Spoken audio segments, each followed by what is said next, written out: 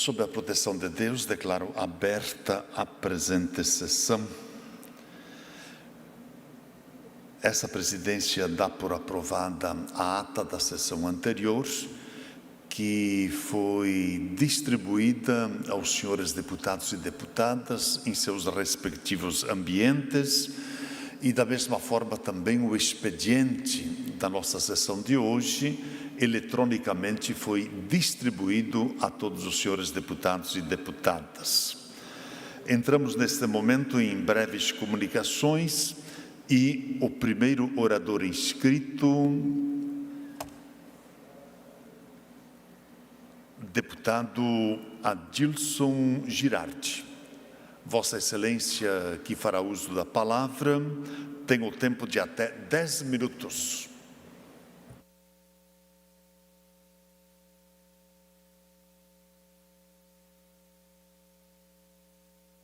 Senhor presidente, colegas deputados, público que nos acompanha aqui nesse plenário e pelas redes sociais. Quero falar um pouquinho a respeito do tema educação, especificamente no município de Joinville. Quero falar da escola de ensino médio a ser construída no bairro Morro do Meio, em Joinville. O bairro Morro do Meio, um dos 43 bairros da cidade de Joinville, precisa da ajuda do governo estadual.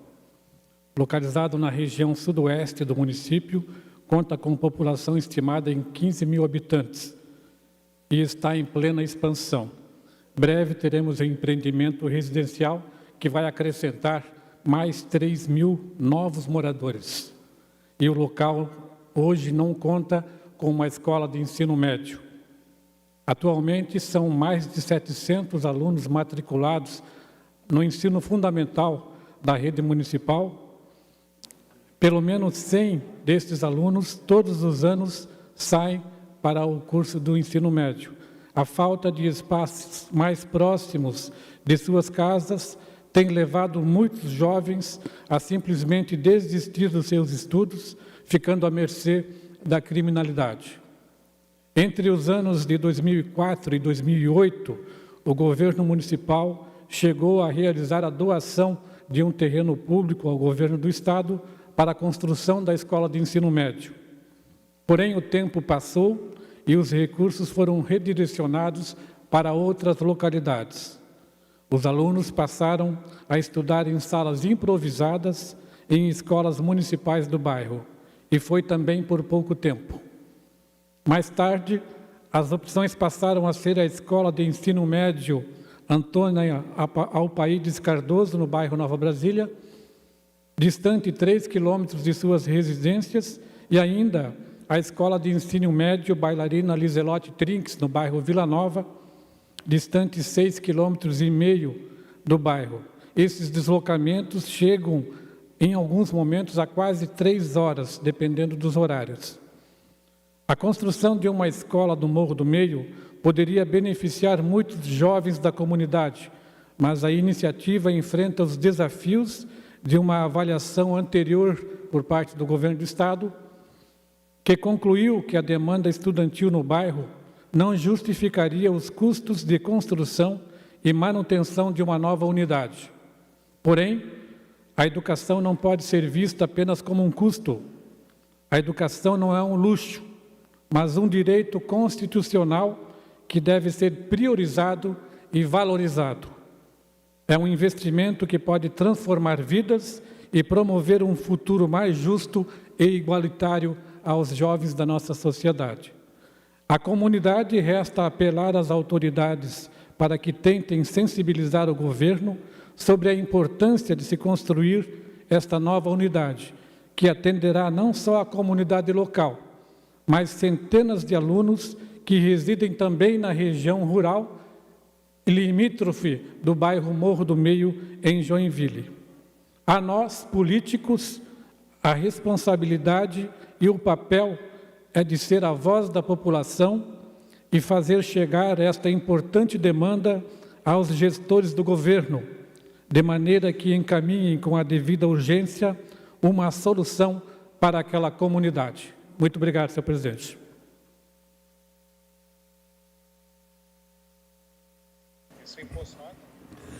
Feita a manifestação, deputado Adelson Girardi. Na sequência, inscrito em breves comunicações, deputado Gessé Lopes. Vossa Excelência, que fará uso da palavra, tem o tempo de até 10 minutos.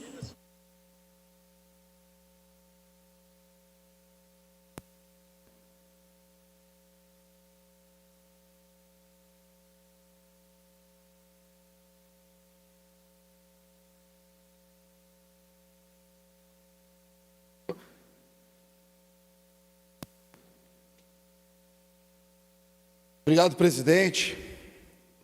Obrigado, colegas, pessoas que nos acompanham e também pela TVAL. Eu vou resumir a justiça brasileira em 3 imagens. Polícia prende quase 200 quilos de cocaína e crack, algo em torno de 25 milhões em drogas. Isso aconteceu em Balneário Camboriú. Está aqui a polícia, parabéns, policiais, guerreiros, que realmente fazem um excelente trabalho para a nossa sociedade, a melhor polícia do Brasil. Parabéns, moção de aplausos para vocês, nós vamos aprovar aqui na Assembleia Legislativa, está aqui a foto deles, com as apreensões. E resumo da ópera. Casal flagrado com 25 milhões em drogas em Balneário Camboriú é solto. E policiais serão investigados por suposta agressão. Então, polícia fica um mês na cola do vagabundo, prende em flagrante quase 200 quilos de droga. O desgraçado sai na porta da frente em menos de 24 horas. E a polícia ainda vai ter que responder por uma suposta agressão. Esse é o resumo do judiciário brasileiro. E tem vídeo do cara saindo, todo bonitão da delegacia. Nem está torto, nem está com a cara esfolada, que deveria. Mas na desgraça da audiência de custódia, essa desgraça de audiência de custódia, para se safar, ele disse que a polícia o agrediu. E agora é a polícia que paga o pato. E os 200 quilos de droga, que se dane. Eu quero acreditar que o juiz se baseou aí nas jurisprudências absurdas que tem nesse judiciário, nas leis frouxas que defende vagabundo, e que ele não foi mal intencionado. Mas eu preciso comentar algumas coisas desse despacho aqui, dessa situação que ele colocou o bandido para fora da cadeia.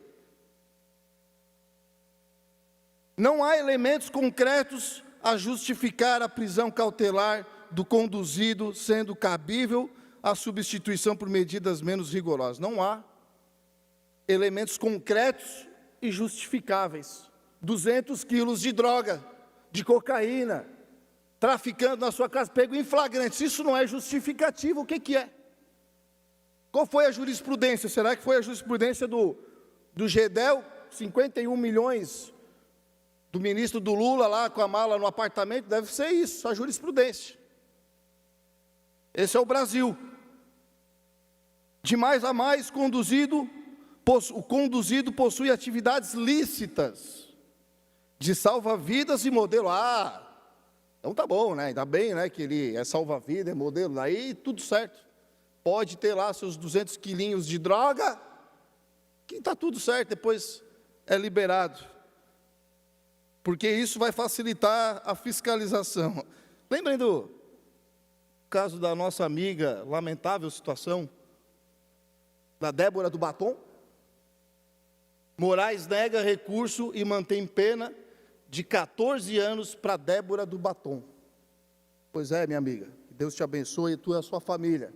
Mas se tu tivesse ficado em casa traficando, tu estava livre. mas tu decidiu ir em Brasília numa manifestação para lutar por um Brasil livre. Então a Débora do Batom, 14 anos. O salva-vida do tráfico está livre. Débora do Batom, 14 anos. O modelo de 200 quilos de cocaína está livre. A última aqui. Aqui cumpre ressaltar que, apesar da traficância aparentemente se tratar de uma prática habitual do conduzido para complementar a sua renda, não restou demonstrado neste momento processual que o conduzido integre associação a organização criminosa. Isso é um tapa na cara do trabalhador decente desse país, que acorda cedo, se lasca trabalhando para receber R$2.500, R$3.000 no final do mês, que trabalha honestamente, decentemente, para o juiz dizer que só pelo fato de ele não ser associado a uma organização criminosa, então tudo bem, está com 200 quilos de cocaína para complementar a sua renda dentro de casa. Cara, eu realmente, eu fico lendo isso no gabinete para me manifestar e chega a me dar gastrite. Eu tenho que tomar remédio para o estômago, porque eu realmente fico indignado com esse tipo de coisa aqui. E isso que acontece no Brasil, essas incongruências, esses absurdos judiciais, isso não é por acaso que acontece no Brasil. Isso acontece porque isso aqui, essa idolatria de banditismo que se reflete agora no judiciário fazendo essas coisas, é pauta de esquerda, é pauta que trata os bandidos como vítima da sociedade. Isso não é de hoje, e agora o reflexo está aí. Né?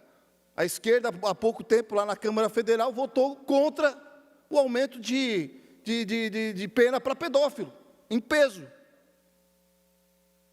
A maioria da esquerda, não todos, mas votaram a favor de manter a saidinha.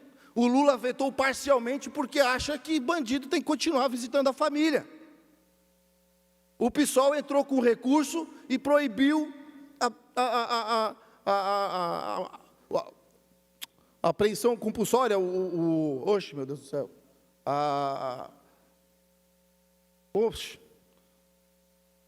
proibiu a internação compulsória, fugiu da cabeça, a internação compulsória de moradores de rua. O PSOL entrou com recurso e proibiu no STF a internação compulsória de bandido. Então, nada disso aí é por acaso que a gente está vivendo. E enquanto os brasileiros continuarem dando oportunidade para as pessoas que pensam dessa forma, cada vez mais, deputado Antídio, nós vamos continuar vendo isso aqui. Polícia enxugando gelo.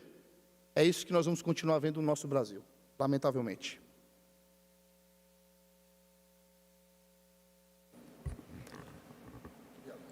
Feita a manifestação, deputado Gessé Lopes, na sequência, inscrito para se manifestar, deputado Júnior Cardoso.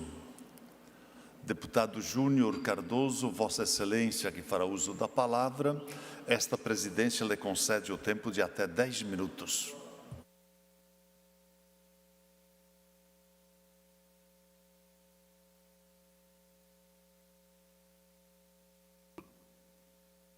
Senhor presidente, padre Pedro Maldiceira, os demais deputados presentes aqui na sessão dessa tarde, os nossos amigos, cidadãos catarinenses que nos ouvem, nos veem, meu muito boa tarde a todos.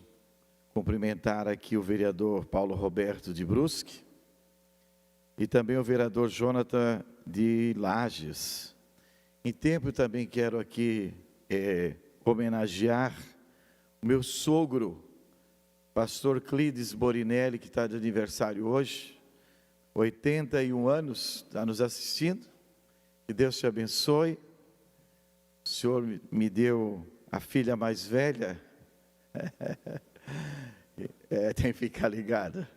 Que Deus te abençoe, meu sogro, que o Senhor te dê muitos anos de vida, muita saúde e muita paz, tá bom? Meu pai já está com Deus, então o senhor é meu pai. Mas, senhor presidente, o que me traz à tribuna na tarde desse dia é uma indignação de todos os brasileiros, de todas as brasileiras, porque a gente não está aqui para debater minúcias jurídicas, mas para gritar a aberração, a irresponsabilidade criminosa que emana da mais alta esfera do nosso judiciário.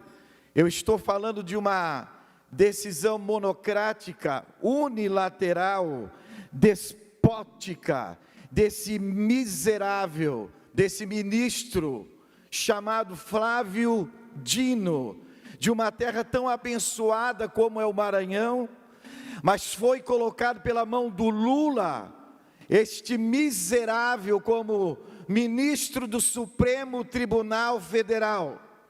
Ele chegou agora, mas ele é tão tirano, tão terrível, que daqui a pouco o Alexandre de Moraes Sargento Lima vai ser office boy dele, porque ele chegou agora, ele destruiu o estado do Maranhão, e agora ele quer acabar com os brasileiros. Olha só, Flávio Dino, que sob o manto imundo de uma suposta defesa da soberania nacional, desferiu um golpe mortal em nossa economia, lançando o mercado financeiro num caos. Uma canetada desse irresponsável, desse safado, togado, sem capacidade nenhuma para estar lá, ele dá uma canetada e só o Banco do Brasil, o banco de todos os brasileiros, perdeu ontem 40 milhões de reais. É claro que um comunista da estirpe desse camarada, quanto pior, melhor. O sistema SWIFT, que é o sistema usado para transferência de banco para banco, daqui a pouco vai colapsar. Meu caro deputado Gessé Lima, Gessé Lopes, daqui a pouco não teremos mais os bancos trabalhando, porque a Suprema Corte, que a gente aprendeu lá na faculdade, na cadeira de Direito, que o Supremo Tribunal Federal é o guardião da Constituição de Ulisses Guimarães de 88. Não obstante a tudo isso, chega lá um louco que quer fazer o protagonismo, ele quer subsidiar os demais ministros, para que então ele esteja ajudando o governo federal, porque estão perdidos, estão desnorteados. O Brasil está indo de mal a pior. Há uma fuga de dólar de investidores, porque já não existe mais segurança jurídica. Não existe mais segurança jurídica, meu caro amigo. E o desemprego está aumentando. Como bem disse aqui o deputado Gessé, a remoção compulsória, que eu coloquei um projeto de lei nesta casa, que eu sei que vai ter problema. Eles querem preservar o bandido na rua, travestido somente de um mendicante, de um transeunte. E o povo está em agonia, porque não temos mais segurança. O resultado disso, é um jabuti jurisdicional, porque agora o Flávio Dino quer assumir o protagonismo. Parece que eles conversam. Ô Xandão, tu prende o Bolsonaro e a arruaça financeira tu deixa comigo, porque está na hora de eu aparecer também. Só se fala em Xandão, só se fala em Alexandre de Moraes. Vamos fazer alguma coisa, a gente divide agora, eu assumo o protagonismo, eu quebro o país e você prende o Bolsonaro. Parece que é isso que a gente está vendo, esse descontrole. Aquele outro maluco daquele Davi Alcolumbre, se tiver 81 assinaturas, quer dizer, ele vai assinar também. Ele assina, mas não pauta, é isso? Se tiver 81 assinaturas, eu não vou pautar.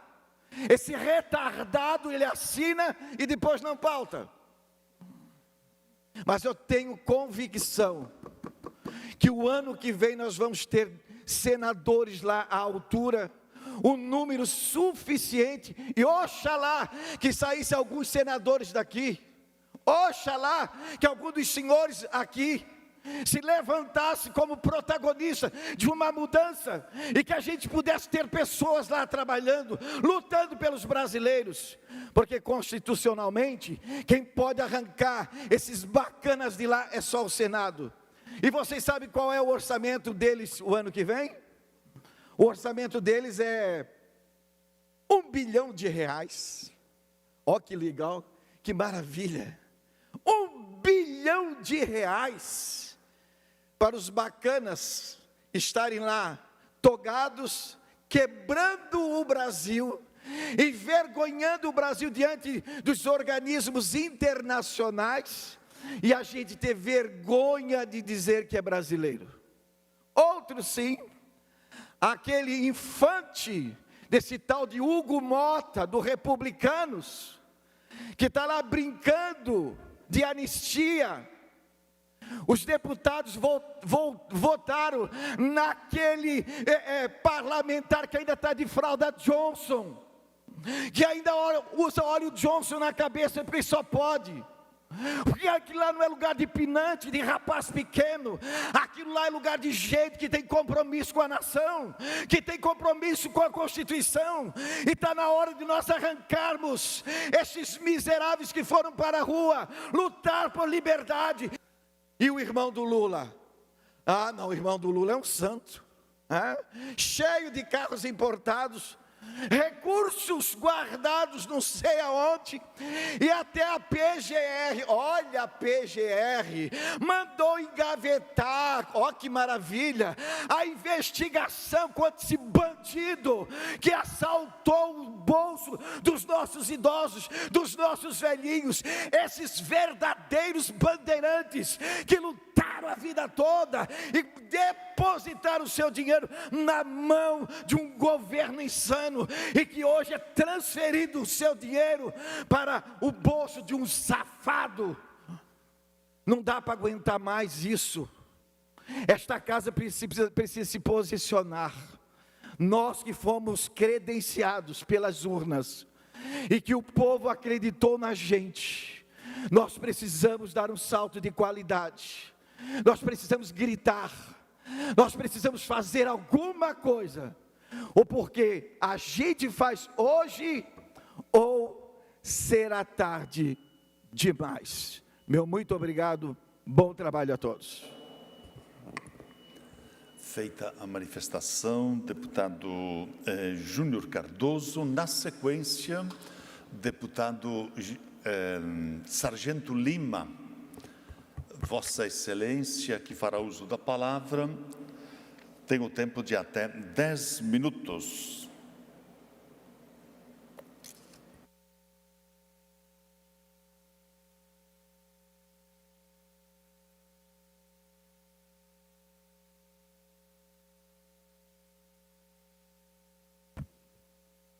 Muito boa tarde, senhores, senhoras. Além da atividade parlamentar, da qual eu diligentemente venho cumprindo, eu também me envolvo nas minhas questões político-ideológicas e utilizo essa tribuna com o objetivo de derrubar narrativas que são criadas. Narrativas que estão sendo lentamente inseridas para se construir um plano de uma construção de uma terceira via nesse país. Por gentileza, primeira imagem. General Santos Cruz e senador Hamilton Mourão. General Santos Cruz, senador Hamilton Mourão. Por gentileza, a próxima imagem. Frases dessa última semana e da semana anterior. Eduardo Bolsonaro saiu da realidade e acionou o modo Hollywood, diz General Santos Cruz. Eu vou pedir essa imagem de volta depois, mas baixa ela ali. General Santos Cruz, escuta o que um praça tem para falar para o senhor. O senhor acertou no seu comentário, realmente é hollywoodiana. Porque nós no Brasil, nós não estamos acostumados a termos aqui, da nossa prata, heróis. Heróis. Então, realmente, ele está tendo uma atitude hollywoodiana de heroísmo, o Eduardo Bolsonaro. Tá? Eduardo Bolsonaro, Constantino, Paulo Figueiredo, Alan dos Santos. Eu tenho certeza que esses nomes fizeram mais pelo Brasil nos últimos meses do que o senhor durante toda a sua carreira. Eu não tenho a menor sombra de dúvidas disso. Tá? De que eles fazem mais pelo Brasil, pelo menos nas ações deles e nesse comentário do senhor totalmente desnecessário. Eu sei muito bem enxergar, eu sou escolado em identificar vocês, quando eu vejo alguém que está construindo uma narrativa. Tá? Então, citar dessas pessoas, da qual sou fã delas, Alan dos Santos, Constantino, Paulo Figueiredo, Eduardo Bolsonaro, fazem mais pelo Brasil, e estão fazendo nesses últimos meses mais do que o senhor durante toda uma carreira. Por gentileza, retorna a imagem lá. Senador Hamilton Mourão, eu não aceito que Trump venha meter o bedelho, diz Mourão. Ô, senador, começar primeiro com um ditado popular. Se num galinheiro não tem galo, vai ser o galo do vizinho que vai vir aqui. Preste bem atenção nisso. E vai cantar aqui dentro. Aqui não tem quem faça. E o senhor dizer que nós temos que resolver esse problema de forma doméstica, vamos lá. Em qual porta que o Eduardo Bolsonaro poderia bater? Na porta do Senado? Um Senado que mesmo com maioria de assinaturas, mesmo com uma maioria de líderes, não pauta. Qual o objetivo dessa casa? Um Senado que tem um presidente que assume um compromisso, faz um acordo e não cumpre o acordo. É nessa porta que ele tem que bater para resolver aqui de forma. Então, o que o senhor faria? O que o senhor faria de melhor e que não fez? E por que não fez? Era na porta do Senado? Ora, ele ia bater na porta de quem? Para resolver esse problema? Quem que vai resolver? Vai ser o STF? Que aqueles que o buscam, o acusam, os perseguem, mandam cartinha para a PGE, para o IGU, mandam de volta, olha, vamos apreender o passaporte, não prende, solta, vamos ver. Trabalham balizados por opinião pública e movidos pelos interesses mais duvidosos possíveis, senador Mourão. Então, ele não vai bater na porta do Senado e nem vai bater na porta do STF. Então, ele vai bater aonde? Na porta dos quartéis? O máximo que poderia acontecer, aliás, o mínimo que poderia acontecer com ele é vocês falar, Eduardo, entra naquele ônibus ali que nós vamos te levar para um local seguro, que é o métier, que é o modus operandi. Isso que vocês iam fazer com ele. Entra ali naquele ônibus ali, nós vamos te levar num lugar seguro. Quando ele desce por si, ele estava dentro da papuda. Tá.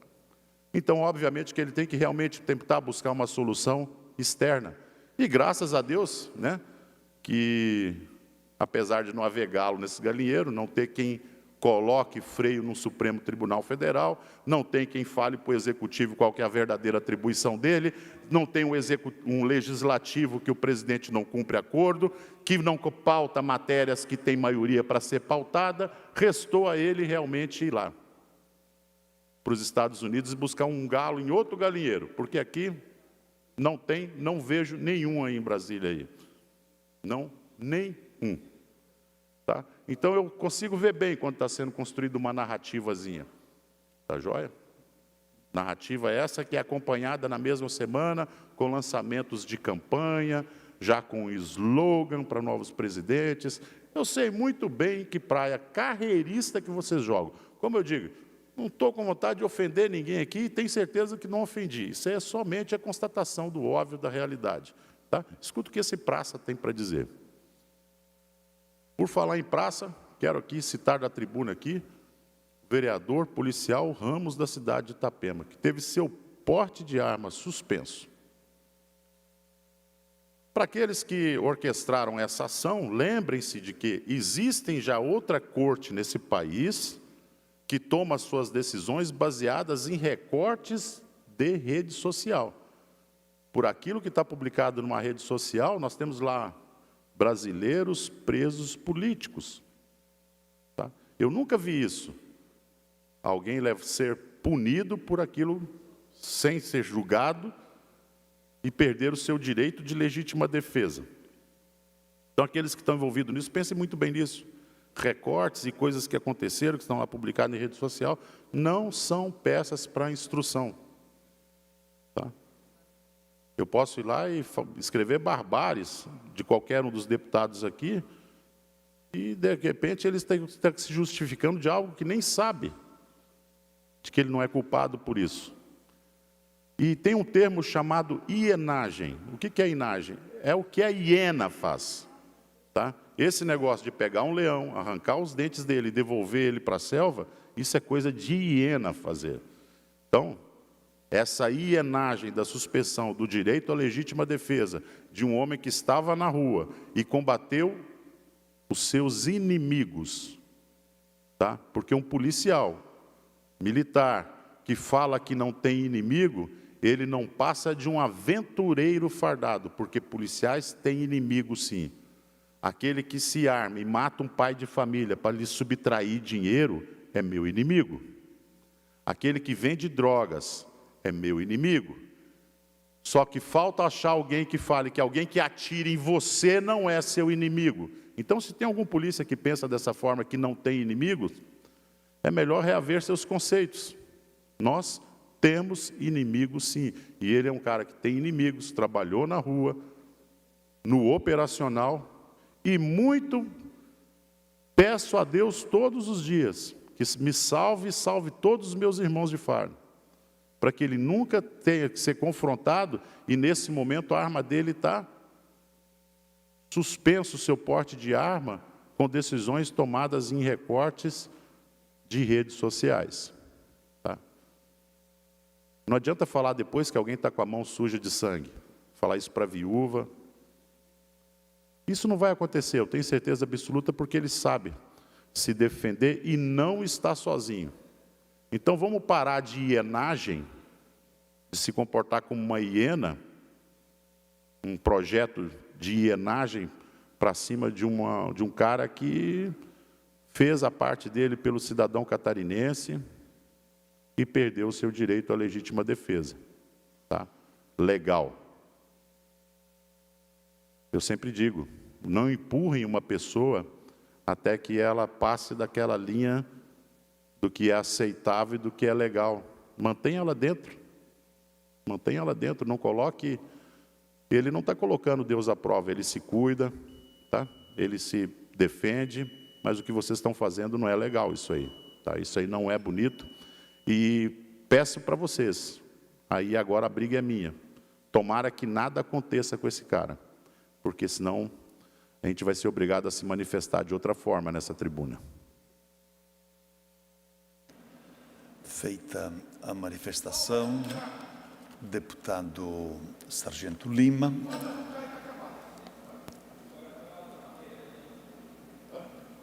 Este deputado está inscrito para se manifestar, portanto, eu quero aproveitar esses 10 minutos para realçar aqui de que estamos, neste momento, comemorando 30 anos da instituição do programa da nossa agricultura familiar, de fortalecimento, que é o PRONAF. E o PRONAF ele foi criado em 1995 com uma linha de crédito e depois transformado em programa de Estado em 1996.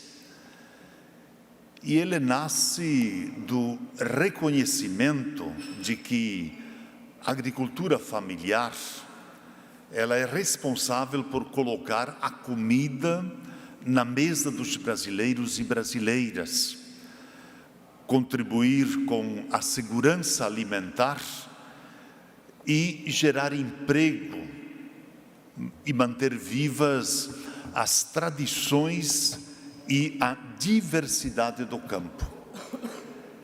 Quando começou o PRONAF, atendia, à época, poucos municípios. E era de uma forma mais experimental. Mas, ao longo do tempo, ele foi crescendo. E na safra de 2000-2001, ele já registrava acerca de 893 mil contratos com 4 bilhões e 200 milhões de reais contratados. Depois, já no primeiro governo do presidente Lula, em 2005 e 2006, chegou ao histórico marco de quase 2 milhões de contratos. E esse crescimento, ele não foi por acaso, ele foi fruto de decisão política, de prioridade orçamentária e, ao mesmo tempo, também de valorização do pequeno agricultor, do nosso agricultor familiar. Decisão de um governo que se preocupava à época com o povo do campo, a nossa agricultura familiar e camponesa. O governo do presidente Lula é o que mais tem olhado para o agricultor e a agricultura familiar. Em todos os seus governos, os recursos se multiplicaram e as linhas específicas, elas foram criadas para a mulher, para a juventude, para os povos e comunidades tradicionais, para a produção também da agroecologia, o alimento saudável que todos nós buscamos e queremos tê-los em nossas mesas. E graças a essa política, milhões de agricultores e agricultoras familiares puderam investir em tecnologia e, ao mesmo tempo, também melhorar a produtividade e diversificar aquilo que estão produzindo. Em todo o país, a agricultura familiar é responsável por mais de 70% dos alimentos que chegam à mesa. O feijão, o arroz, a mandioca, o leite, a verdura fresca do dia a dia. É a nossa agricultura familiar, camponesa, que produz através do seu trabalho e de suas organizações. O PRONAF, ele se consolidou como política pública permanente. Só para termos uma ideia da evolução, 2023-2024, o programa firmou 1.680.000 contratos, com 59,6 bilhões de pessoas contratadas. E agora, o Plano Safra 2024-2025, o governo garantiu 76 milhões para o Pronaf, de um total recorde de 85 bilhões e 700 milhões de reais para a nossa agricultura familiar e camponesa. Em Santa Catarina, cerca de 78% dos estabelecimentos agropecuários são da agricultura familiar. 78%. Portanto, o nosso estado, ele é formado pela nossa agricultura familiar. E aqui, segundo a Epagri-Cepa, Santa Catarina foi o terceiro estado que mais acessou recursos em 2024, sendo responsável por 13,3% do total nacional, totalizando 8 bilhões e 500 milhões de reais. E no ano passado, nenhum estado aplicou mais na pecuária via Pronaf do que Santa Catarina. Foram 4 bilhões e 490 milhões de reais, o que representa quase 13,9% dos 32 bilhões e 380 milhões de reais aplicados via Pronaf Pecuária no Brasil. Por isso, eu quero aqui saudar nossos agricultores e agricultoras familiares, parabenizá-los e parabenizá-las, parabenizar o Pronaf pela sua trajetória e a reconhecer a visão e o compromisso do nosso presidente Lula, que fez e continua fazendo deste programa um instrumento estratégico de combate à fome no Brasil e o desenvolvimento com justiça social. Um programa que veio para ficar e com certeza tem ajudado muito as famílias continuarem na sua atividade da nossa agricultura familiar, da nossa agricultura camponesa. E certamente esses recursos estão fazendo a diferença, porque geram divisas que entram nos cofres dos nossos municípios, do nosso estado e do nosso país. Então, parabéns aos nossos agricultores familiares e camponeses. Fim das breves comunicações, nós entramos agora no horário destinado aos partidos políticos. Antes, porém, esta presidência faz o registro, neste momento, nesta casa, da presença da Faculdade Senac, grupo jovem aprendiz do Senac, aqui de Florianópolis, e que os acompanham, os nossos jovens aprendizes, a Rosemar Ties. Obrigado pela presença de vocês. Sinto-se em casa e estou muito bem acompanhadas pelas nossas servidoras Ana e Aline. Tirem todo o proveito desta estada neste Parlamento. Primeiro horário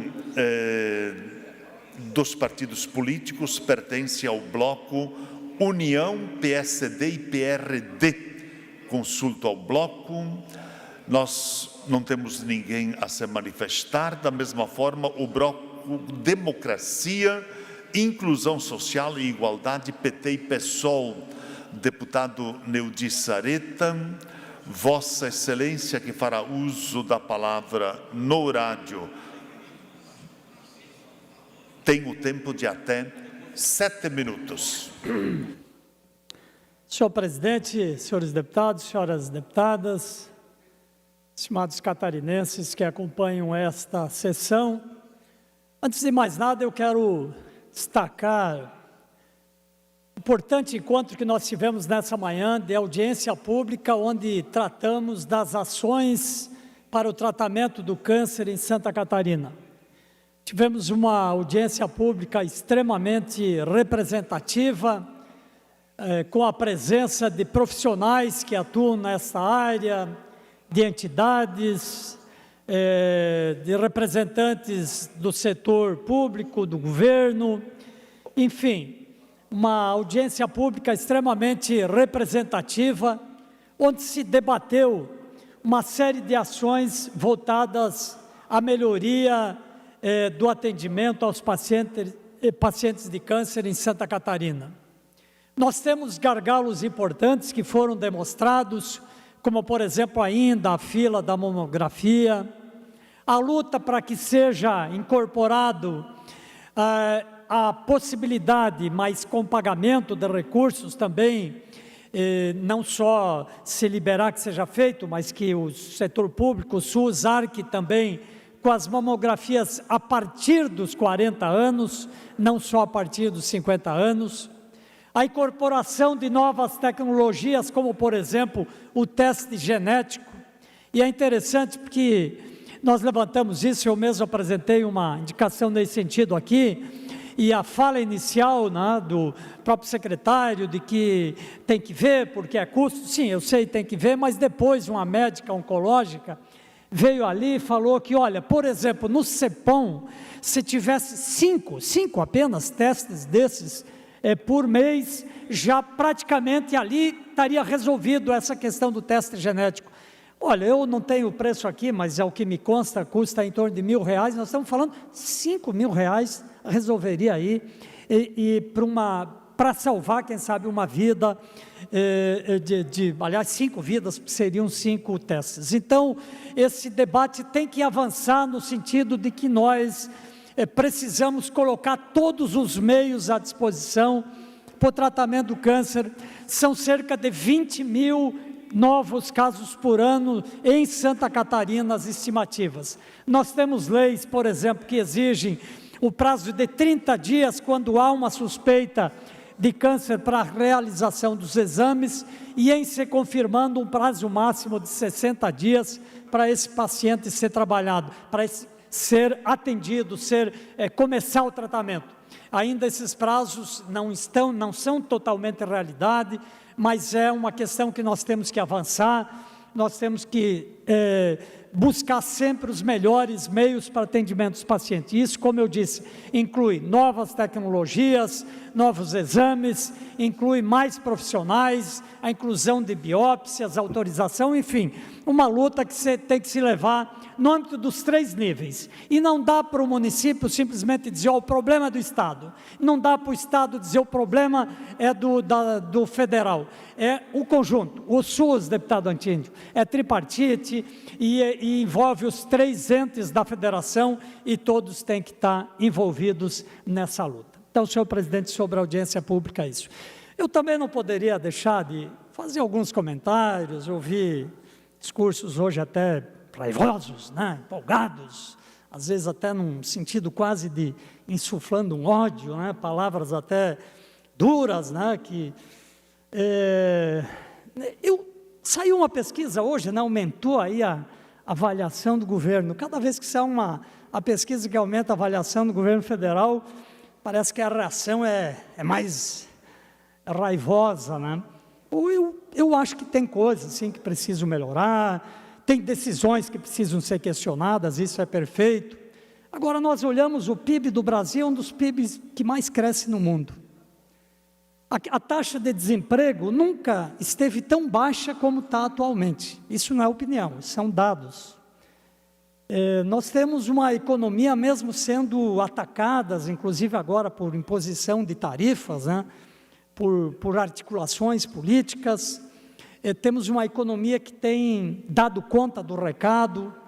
O ganho salarial, se pegar as negociações salariais dos últimos anos, praticamente todas as categorias tiveram um ganho salarial. Eu estava esses dias com o representante da Federação dos Trabalhadores da Indústria, se eu não me engano, 96% dos acordos coletivos deles no último ano deram um ganho acima do INPC, portanto, ganhos importantes, né?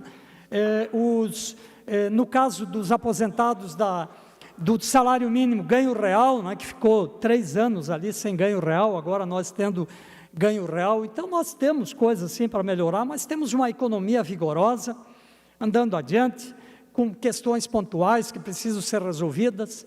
Se temos problemas agora nessa negociação tarifária por imposição, mas temos uma série de outros mercados sendo abertos. Então, talvez esse jogo excessivo de um pessimismo exacerbado, talvez tenha um pouco a ver aí com as últimas pesquisas que mostram uma recuperação do governo federal em relação à percepção da própria população, diminuição do custo de alimentos, ganho da massa salarial, como eu disse, a questão do emprego, pleno emprego, diminuição do valor do dólar, que já esteve a quase R$7, hoje em patamares totalmente aceitáveis.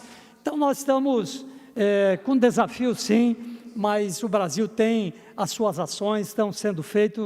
Eu creio que isso é importante também que seja colocado de forma pública. Obrigado, senhor presidente. Feita a manifestação, deputado Neudi Sareta. Na sequência, o horário pertence ao bloco Podemos Republicano e Novo. Também nós não temos nenhum deputado inscrito. Na sequência, o PP, da mesma forma. PDT, Partido Liberal, PL. Deputado Ivan Nats, Vossa Excelência fará uso em nome do Partido Liberal, tem o tempo de até 16 minutos.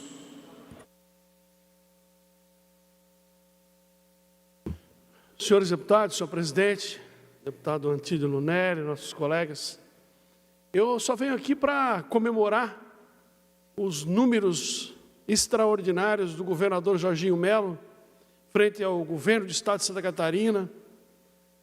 Cada dia a gente se orgulha mais de ver como os catarinenses estão avaliando o governo Jorginho Melo. A forma carinhosa, a forma respeitosa, a forma graciosa como os catarinenses avaliam o governador de Santa Catarina. Uma coisa extraordinária. Um governador que trabalha muito, que se compromete muito com o Estado, que entrega muito, que trabalha 24 horas por dia, 7 dias da semana. Um governador preocupado com os catarinenses e preocupado com todos os catarinenses. Não é um governador que se preocupa apenas com o pequeno ou com o grande. Ele se preocupa com o pequeno, com o médio, com o grande, com o mega.